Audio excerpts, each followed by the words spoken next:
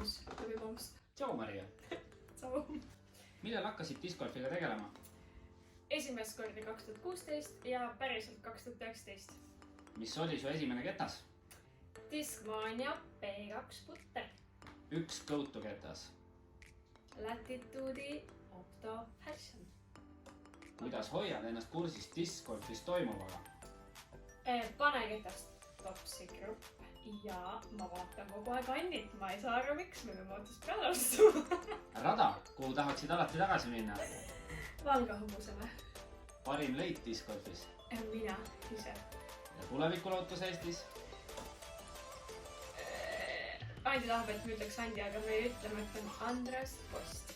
Meremaa. Mis on su suurim motivaator? Sõbrad ja tuttavad, kes ei arva discgolfist midagi.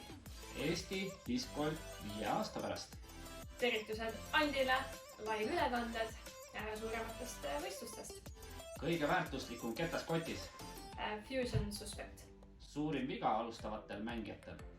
Jäävad liiga kauaks mängima ainult treeningringe. Kas analüüsid oma mängitud ringe hiljem? Jaa. Eeskäsi või tagantkäsi? Tagantkäsi. Lemmikosa mängust, putt, lähenemine, drive. Lähenemine. Meeldejäävaim saavutus discgolfis? Tšehhi Openi esimene ring, kui sai alistatud Pohtan blablabla keegi. Kumba eelistad? Kodurada või täiesti uus rada? Uus rada.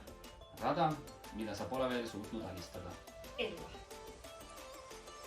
Nägemist! Kõik jäi peale. Okei, enda. Okei, minu iga on valmis.